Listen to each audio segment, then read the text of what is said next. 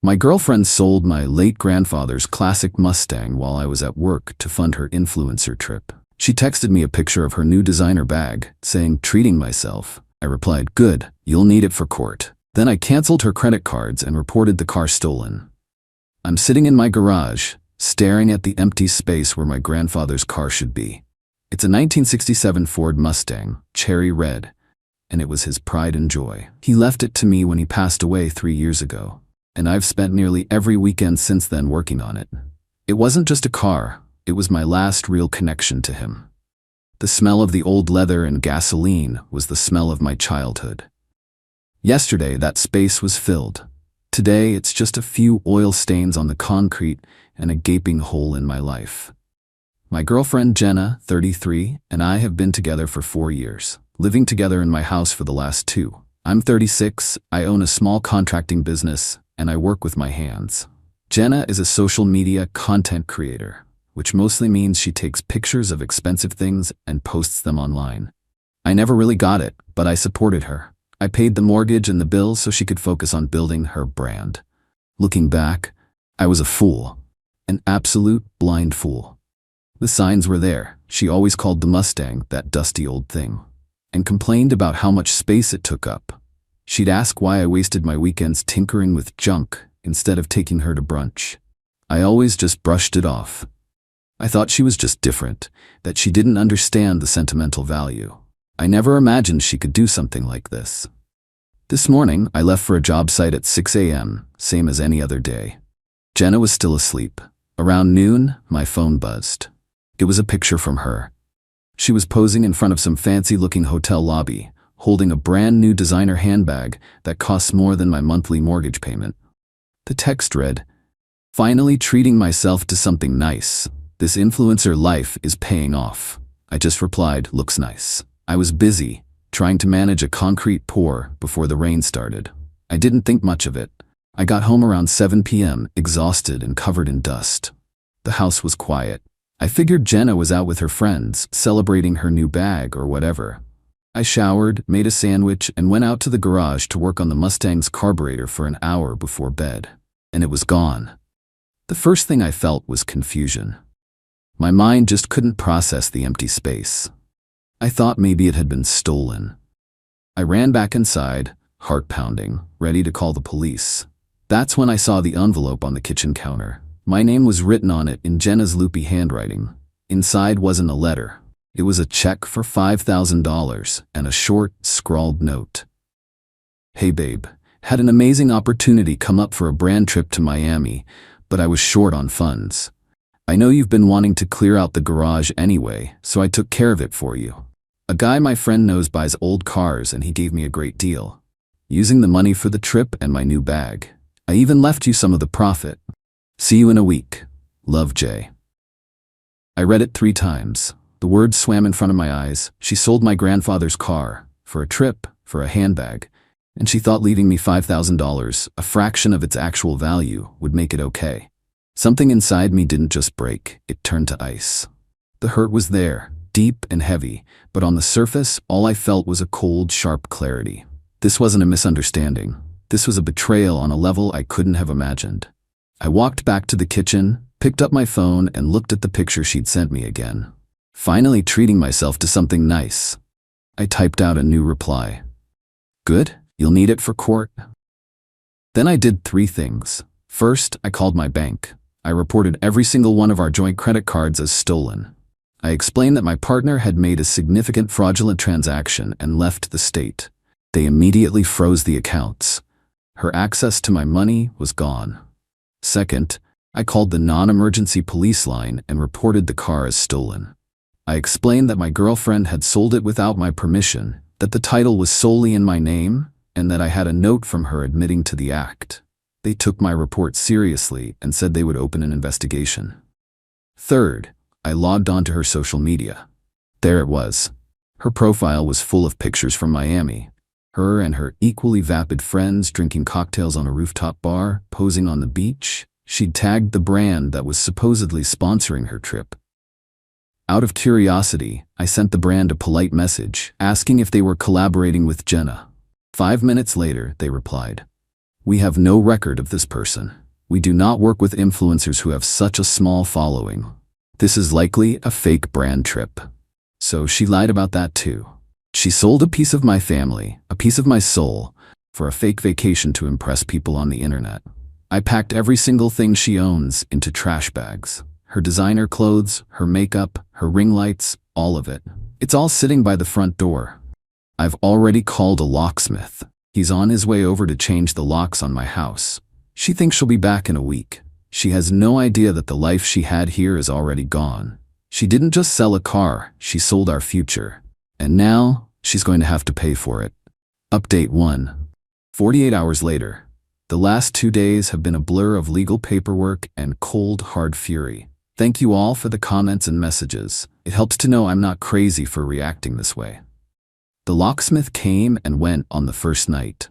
The feeling of turning that new deadbolt, knowing her key was now just a useless piece of metal, was one of the most satisfying feelings I've had in my life. The calls started the next morning. It was around 10 a.m. I was at my lawyer's office, going over the details of the fraudulent sale. My phone rang. It was Jenna. I let it go to voicemail. A minute later, a frantic message came through.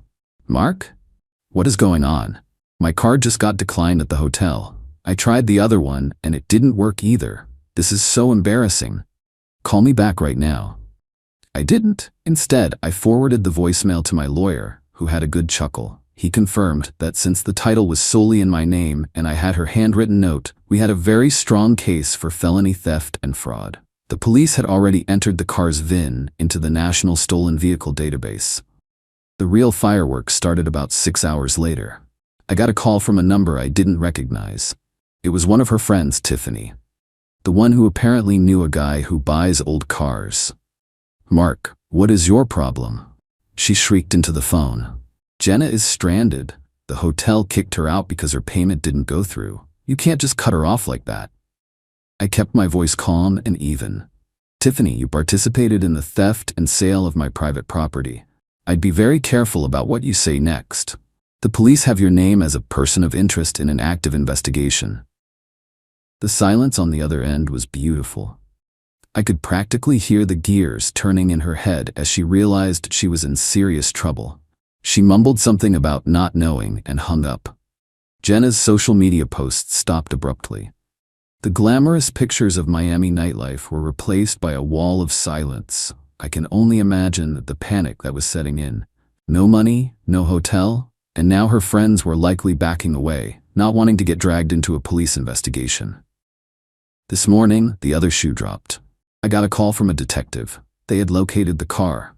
Apparently, Tiffany's guy was a shady, unlicensed dealer who operated out of a warehouse. He bought the Mustang for $15,000 cash, no questions asked, because Jenna had a copy of an old registration and a sob story about needing money to escape an abusive boyfriend. She forged my signature on a bill of sale.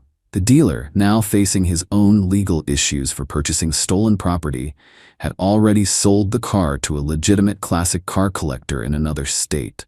The detective told me it was a mess, but they were working on recovering the vehicle. He also told me they had issued a warrant for Jenna's arrest on charges of grand theft auto and forgery. The best part? Because she used the mail to send the forged documents, she might also be looking at federal charges. My lawyer advised me to send her one final formal communication. I drafted an email with my lawyer CC'd. Jenna, it has come to my attention that you sold my 1967 Ford Mustang, which is titled solely in my name, without my consent. You admitted to this in a handwritten note. I have reported the car stolen, and I am aware that a warrant has been issued for your arrest. I have also frozen all joint financial accounts, as you use them to facilitate your travel after committing a felony. Your belongings have been packed and are being moved to a storage unit. You can arrange to have a third party retrieve them once you have dealt with your legal situation. Do not contact me again. All future communication must go through my attorney. I hit send about an hour ago. I haven't gotten a reply yet. Her parents called a little while ago. Her mother was crying, asking how I could do this to her, how I could be so cruel as to have her daughter arrested. I asked her a simple question. Did you raise your daughter to believe it's okay to steal from the people who love her? She didn't have an answer for that. She just kept saying I was ruining Jenna's life. No, I said, my voice as cold as steel. She's ruining her own life. I'm just holding the door open for the consequences. I hung up. The trash bags of her things are gone now, moved to a storage unit I paid for a month in advance. My house feels quiet. It feels like mine again. This is far from over, but for the first time in a long time, I feel like I'm in control of my own life. Update 2. 1 week later. It's been a little over a week since I found out about the car. The quiet in my house has been a blessing. I've spent the time cleaning, organizing, and reclaiming my space. I moved my workshop tools around in the garage, filling the empty spot where the Mustang used to be. It still hurts to see it, but now it feels more like a battle scar than an open wound. The legal process is moving faster than I expected.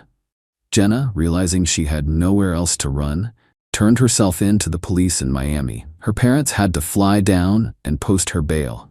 According to my lawyer, she's facing some serious charges, and the district attorney isn't inclined to be lenient, especially given the premeditated nature of the crime and the forgery.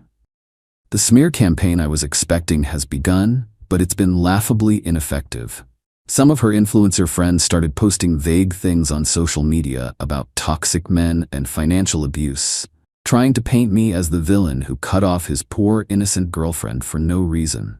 It didn't work. I never responded publicly, but the truth has a way of getting out.